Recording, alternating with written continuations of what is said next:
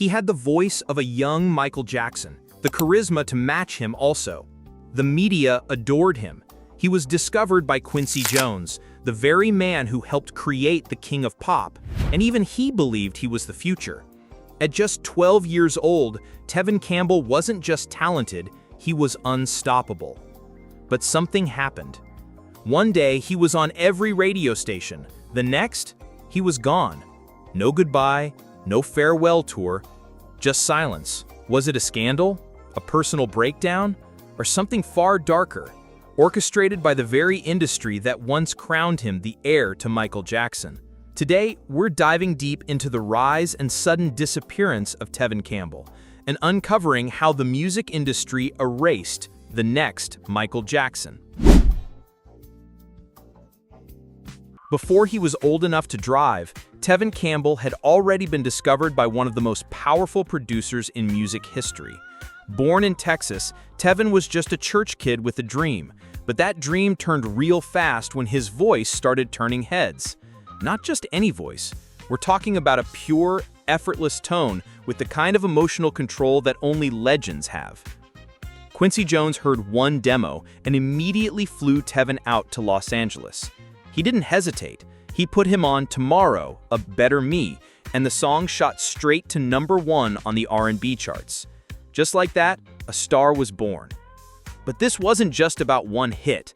The industry began shaping Tevin into something bigger, the next global pop icon. Labels poured money into him, pushing him into the spotlight as the new MJ for a new generation. It wasn't subtle either. Tevin was styled like Michael, moved like Michael, and even performed alongside some of the same people who helped MJ become a legend. The pressure? Immense. The expectations? Unreal. And yet, Tevin delivered. His self-proclaimed debut album Tevin dropped in 1991, and it was packed with hits. Tell Me What You Want Me to Do showcased his 5-octave range. Critics praised him. Fans worshipped him. He was just 14 and already being talked about in the same breath as Michael Jackson and Prince. But what the world didn't see was what that kind of pressure does to a kid. And the higher he climbed, the harder the fall was about to be. Being compared to Michael Jackson sounds like a dream until it becomes a cage. For Tevin Campbell, the title of the next MJ wasn't just a compliment, it was a job description. Everything he did, how he sang, how he moved, how he looked, was scrutinized through the lens of the King of Pop. And he was still just a teenager. The record label leaned in hard. His image had to be spotless. No controversy, no rebellion, no room to grow or mess up. Just perfection, every single time. But Tevin wasn't Michael. He wasn't trying to be. He was just a kid trying to figure out who he was, all while being molded into a product that would sell. His debut album was a success, but behind the scenes, things were already getting tense. As Tevin got older, his voice began to change. Something completely natural, but it sparked panic in an industry that had built him up as an eternal child prodigy. And with fame came isolation. He wasn't allowed to be a regular teenager. Every mistake was magnified. Every move was micromanaged. By the time his second album, I'm Ready, was in the works, the pressure to stay relevant and perfect was suffocating. But just when it seemed like the industry might let him breathe, a music legend stepped in and changed everything. When Prince enters the picture, everything changes. At a time when Tevin was struggling to grow up under the shadow of Michael Jackson comparisons, Prince saw something different in him. Not just a singer, but a true artist. And unlike the record label executives who wanted to keep Tevin frozen in time, Prince wanted to help him evolve. Prince didn't just offer words of advice, he got in the studio. He wrote and produced Round and Round, one of Tevin's most iconic tracks, and helped shape his sound on the second album, I'm Ready. For the first time, Tevin's music had a slightly edgier, more soulful direction. He was starting to come into his own, and it showed. I'm Ready became a platinum-selling success, with hits like the title track and Can We Talk dominating the charts. More importantly, Prince gave Tevin space to grow. not just vocally, but emotionally. He wasn't performing for someone else's idea of who he should be, he was becoming Tevin Campbell. But even with Prince's backing, the music industry had already begun to shift.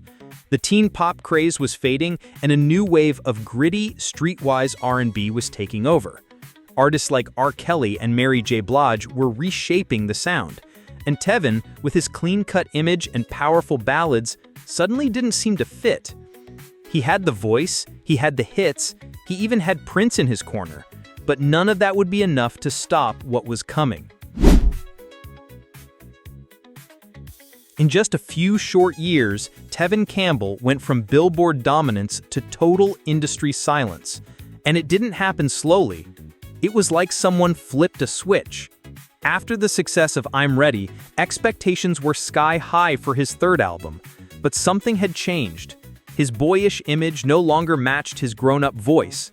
The charm of the teen prodigy had worn off, and the industry wasn't sure what to do with the adult Tevin Campbell. His voice was still flawless, but the market had moved on. R&B was getting grittier, more raw. Fans wanted edge, labels wanted controversy. Tevin didn't fit into that new mold. He wasn't scandalous, he wasn't rebellious, he was clean-cut, polished, and that suddenly felt out of step. His third album, Back to the World, was barely promoted. The lead single flopped. Radio stations that once played him on repeat now barely returned his calls. Behind the scenes, Tevin was reportedly pushing for more creative control, while executives tried to steer him toward a sound that no longer felt authentic. And with no real support from his label, the album quietly disappeared. And that's when things got quiet. Too quiet. No new singles, no tours, no interviews. But the silence didn't last forever. In 1999, Tevin Campbell's name returned to the headlines, for all the wrong reasons. In 1999, Tevin Campbell's name made headlines again, but not because of a new hit. It was because of a single incident that the media latched onto like sharks in bloodied water. He was arrested in an undercover sting, accused of soliciting in an area known for entrapment. There was no violent crime, no scandalous trial, no convictions that stuck. But none of that mattered. The press dragged his name through the mud. The tabloids knocked him. Late-night shows made him the punchline. In an era where being different wasn't just frowned upon, it could destroy your career. This incident became ammunition for a brutal takedown. His sexuality, long whispered about in industry circles, was suddenly front and center in the nastiest way. And the very industry that once called him the next Michael Jackson went dead silent. No label statements, no PR push, no one came to his defense. Overnight, radio stations stopped playing his music. The doors that were once thrown wide open had now slammed shut. For a young black man in the late 1990s, facing rumors about identity and caught in a moral panic, the consequences weren't just personal. They were professional annihilation. And just like that, Tevin Campbell disappeared from the mainstream. Not because he lost his voice, not because he lost his talent, but because the industry lost interest in protecting him. After 1999, Tevin Campbell didn't retire. He didn't stop singing. He didn't disappear by choice. He was erased. Despite his unmatched talent and a discography that still resonated with fans, the industry shut him out.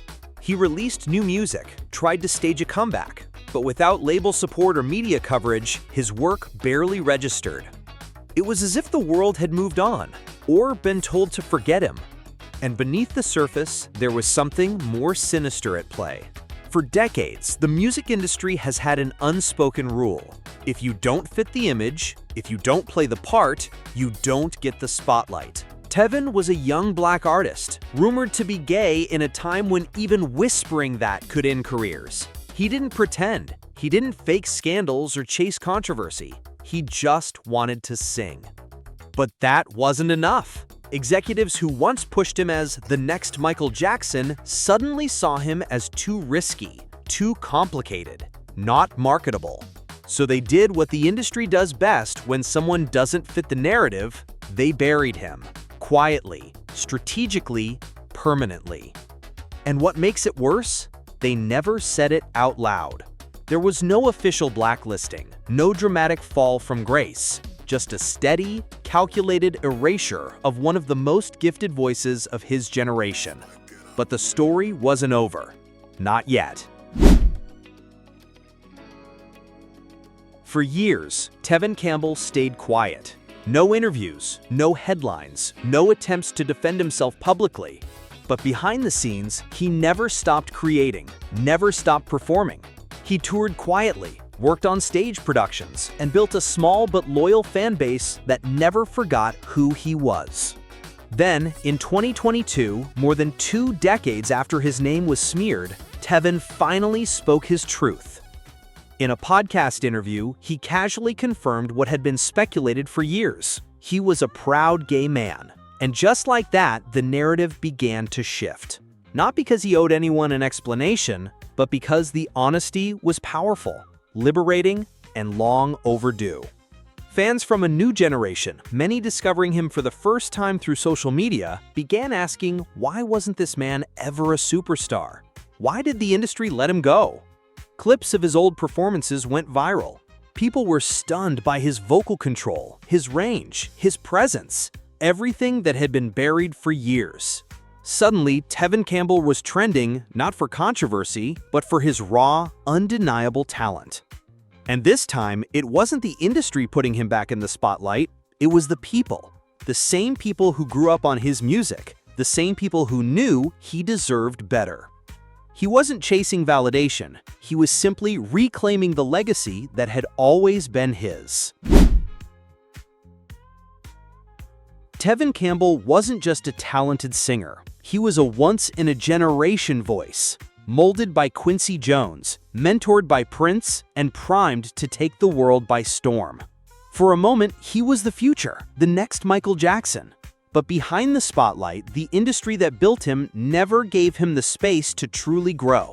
He wasn't allowed to stumble, to evolve, or to define himself on his own terms.